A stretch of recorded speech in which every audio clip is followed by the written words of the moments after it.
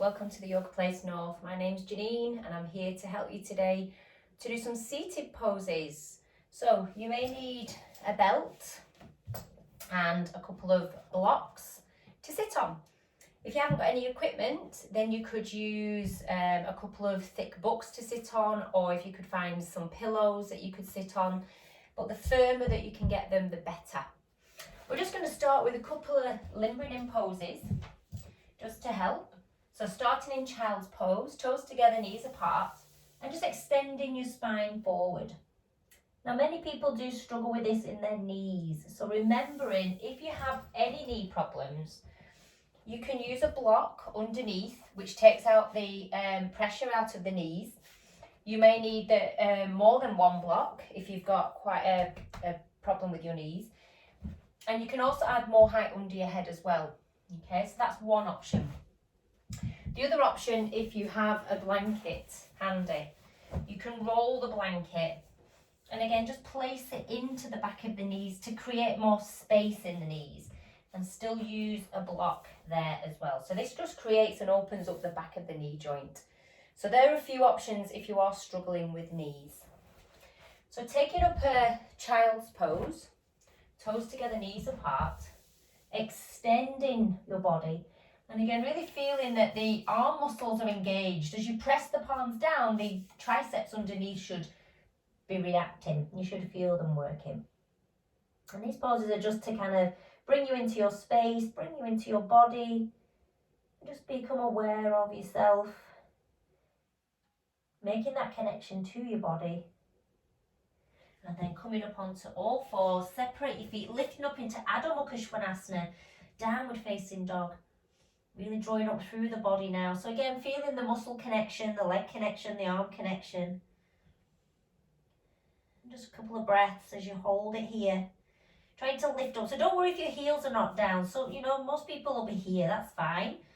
So just work on the legs. So grip the thigh muscles and keep feeling as though you're trying to rock back to the heels and push the heels down. And that will help you eventually to bring the heels down as you gain more flexibility. And then walk your feet forward and just line your feet up to the outer edge of your mat. And what this does, for those of you who are tight in your hamstrings, it just helps you a little bit more to be able to get forward, okay? And again, if you've got some equipment and you can't reach the floor, you can place your equipment underneath your hands. And it really is important here to really make sure that these thigh muscles are switched on. So as you press your feet down into the floor, grip up in the legs and lengthen your chest forwards. Broaden the collarbones outwards. And again, those of you who can reach the floor, it's the same thing. So noticing that you're tipping from your pelvis. Yeah, so we don't kind of fold from the middle section here. We tip from the pelvis forward and extend. And then you can bend your knees. You can walk your hands back again into dog pose. Just another little stretch through the spine, working the legs, working the arms. And then bring yourself back down into child's pose. Adho Mukha Virasana. Good. And then coming up. So as Tadasana is our mountain pose, is our beginning of all our standing poses, we have the same in our seating poses. So Dandasana, staff pose, is the foundation for our seated work. So the first thing we're going to do is see what you need, okay? So I'm just going to turn side on here so you can see. So as we stretch the legs forward, if you've got tight hamstrings, they will come up into your back here and you'll find it hard to lift up through your spine. So you'll probably find that you're kind of here thinking, oh, my hamstrings are hurting. So to enable this freedom in your hamstrings, you need to sit up a little bit. So by placing a block or something firm, a brick or not a brick, a book or something underneath it will help you. So when you lift up now, you're kind of allowing a little bit of more mobility into these hamstrings. So if you're tight in your hamstrings, you can sit up on one and try it. Can you lift your spine here? If you're still struggling and finding that you can't lift your spine, then I would advise sitting a little bit higher. Okay. Those of you who can sit on the floor and have the ability to tip your pelvis upwards, then you can sit here in staff pose without any equipment. The work of the legs is important. So I'm going to push towards my heels, but I'm also pressing down into the floor with the back of the legs and the thigh muscles. What I'm not doing though is pushing the knees down. Can you see that? If I push my knees down, the heels lift. So that's hyper extending the knee joints, and we don't want that. So extending to the heels, gripping up here in the legs, and then lifting. Okay, roll your shoulders back, broaden your chest, and this is Dandasana, staff pose. So from the front, again, we're working, pushing into the heels, gripping up, broadening out. So shoulders are releasing down, elbows are coming in, and you just lightly press the fingers to help you ascend upwards. So buttocks are grounding, the rest of your body's lifting just like we do in Tadasana mountain pose. Okay, good. Now extend your arms up. So we're just going to challenge it a little bit more. I'll turn sideways on again so you can see the body. So we're lifting. So we're not kind of pushing. Those of you find this easy, we're not pushing. Okay, and nor always slouching. Yeah, so making sure you're trying to sit up, you're engaging the legs, you're switching and stretching up into the arms, you're feeling all this back body working, and extend, lengthen upwards, and release. Now, we're going to try to come forward towards the toes, and this is where you may need a belt, particularly if you are tightening those hamstrings. So what I want you to do is just rock. Can you get this pelvis moving? Yeah, can you tip the pelvis back and then lift the back of the pelvis up? So how is the movement in this area? Because if you're stiff in this area, it will feel like you can't do it. Otherwise, you should feel that there's a little bit of movement. And I've put my hands here so you can see it's kind of this action with your pelvis that you're doing. Okay, so you can see what's going on there. Okay, now we're lifting up. We're gripping the legs like in Dandasana. And I just want you to reach your arms forward, and then I want you to tip the pelvis. So you're tipping the pelvis. So we're not folding here at the waist. It's not this. Yeah, it's the pelvis that tips. Okay, and just see, can you come forward and then can you reach? Now, if you're tight in the hamstrings, the chances of you reaching your toes right now are very slim until we get this movement and we release the hamstrings. So what you'll need to do is place a belt or something around your feet. Again, do all the same actions, trying to get that access into the pelvis, gripping the legs, and just come as far down as you can. Hold the belt lightly. The belt is just the gap between your hands and your feet for now, okay? And then what we need to do is extend upwards. So we're not trying to come forwards here. We have to learn to get the back flatter first, just like we did in the standing poses. So there's these foundations that we need to help us gain further progress in other poses. So working the legs, lifting the spine. So I'm feeling as though my tailbone is down, but my sternum is lifting, okay? And those of you who can reach your toes, you hold the outer edges of your feet. And again, I'm not pulling, I'm not forcing. I'm doing it from the work of my legs, and then you extend up. So it's exactly the same whether you're working with a belt or without. Yeah, so we're trying to lengthen this part of our body, keep this part of our body lifted, shoulders down, chest up. So we're really getting into the back of our body and the hamstrings, but you've really got to grip the thigh muscles here to help you.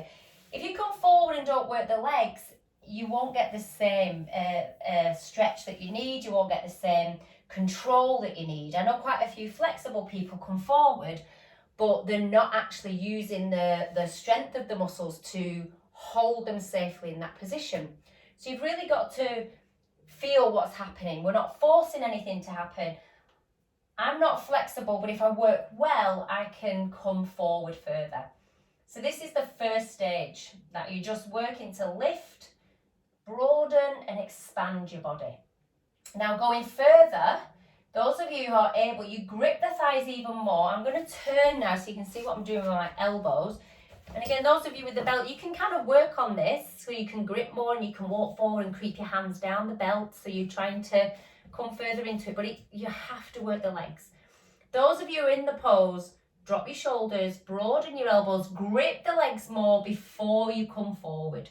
And again, I'm not pulling. I'm really working on gripping the thigh muscles in as I extend the chest towards the feet. Okay, so I'll go sideways on again. So if you're doing it properly, your head doesn't come down. You extend your body along your legs, but feel the gripping back. And I know I've said this a couple of times now, but I'm really wanting to emphasize that. But then lift up. So grip back, lift up, come forward. And I do that every time I want to move. So I grip back, lift up, come forward. Grip back, lift up, come forward. So it's almost like you're lifting yourself over your legs. And the full pose, eventually your head would go down. Shoulders are broad, elbows are wide. And then to come up, you reverse everything. And release. Good. Okay. So now we're going to do Upper Konasana, wide leg pose.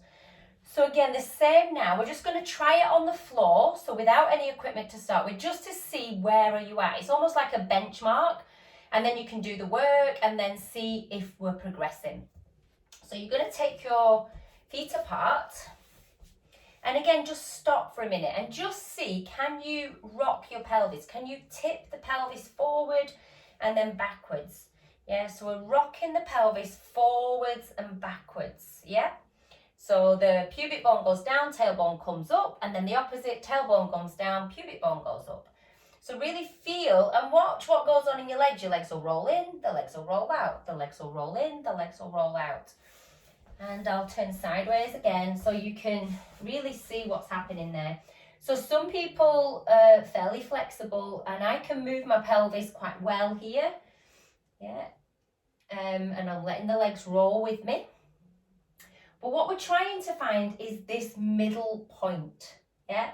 So my buttocks are down, the tailbone's long and the pubic bone's lifting. So we're not tucking under, we're dropping. We're trying to sit in the middle. So again, if you're tight in the inner thighs or the hamstrings, the tendency will be to rock back here because you'll be struggling to try and sit up.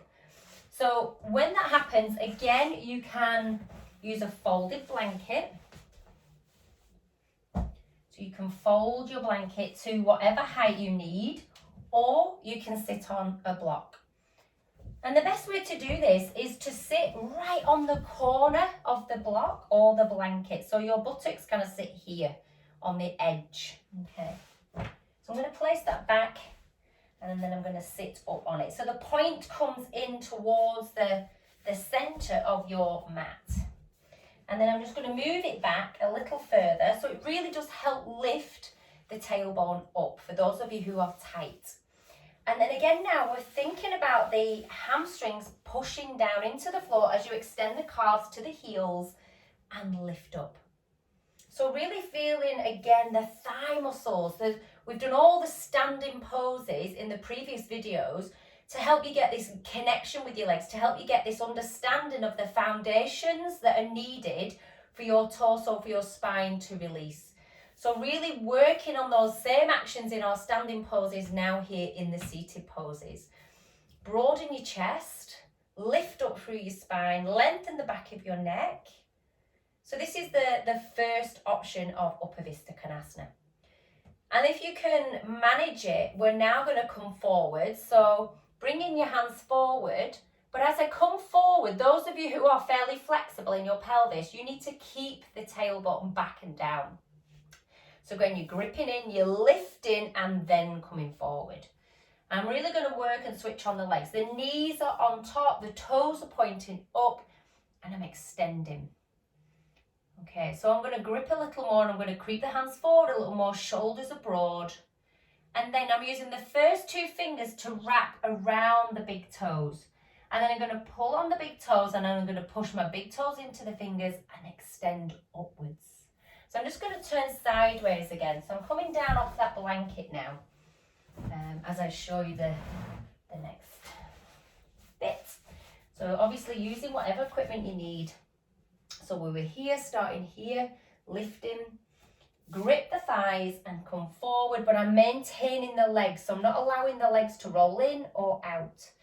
Okay, so gripping, So each time I want to go forward, I feel the grip, the lift, and then come forward. Yeah, so I'm not letting all this bit lift. This bit here, if I do that, it's not that. We're not sticking our bottoms out, especially those of you who are fairly flexible. Those of you who are stiffer, you have to feel like you're pushing your buttocks out a bit. Those of you who are more flexible and have this movement, you've got to feel like you're grounding down into the floor. Okay, so feeling where you are, extend forward with your spine. So again, we're still trying to keep into the upper back, into the shoulder blade region. Now, if you struggle to hold your big toe, you can use a belt. Or if you're really lucky and have 2 belts, you can use 2 belts. So if you're struggling to go forward, you could just place the belt around here and lift, and that would help. Yeah, pushing the feet away, grounding into the floor with your buttocks and lift your chest. Okay, that might still be a struggle for some of you, and in which case you wrap the belt around, and if you can get another belt, use 2 belts and lift your spine. Those of you who can, again, we go in with the 2 fingers in between the big toe and little toe, big toe and second toe, grip, lift, and extend forwards. And you just continue to work in this way and go as far as you can, shoulders back and down. So again, at no point am I rounding and letting go. I'm trying to extend forwards, but I can feel this connection. My buttocks are switched on and working. I'm not gripping them. It's just a reaction from the legs. And then eventually you might be able to get all the way to the floor, or you could use blocks to rest your head.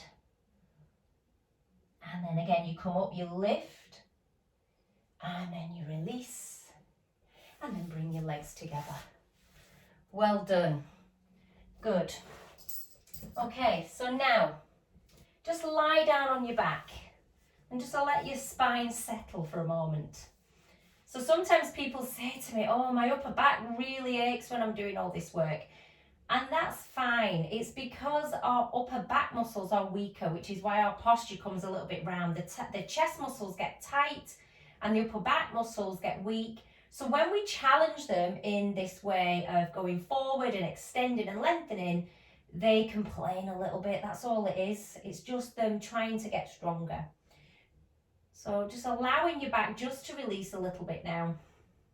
Allowing your legs to release a little bit. And you can just keep your feet on the floor, just rock your knees side to side. And just to release. I know some of you may feel it in your lower back because of the hamstrings being tight. But just keep persevering with the hamstrings. Eventually, when you get the connection of your legs and you keep the work going, they will eventually start to change. And when you get the action of your legs right, you really do start to access the spine. Good. Okay, so just roll into your side, push on your hands, bring yourself to sit up. And there we have it. A couple more poses to add to your repertoire of the videos that I've already been doing. I really hope they're helping you. As I said, you can go right back to the start where the foundation poses and really bring a big practice together. I'll be posting more, and please subscribe, click like, share it with your friends. I'd love to hear you back. I'd love to see you back here again. Thank you very much for taking the time to come and check in. Have a fantastic day.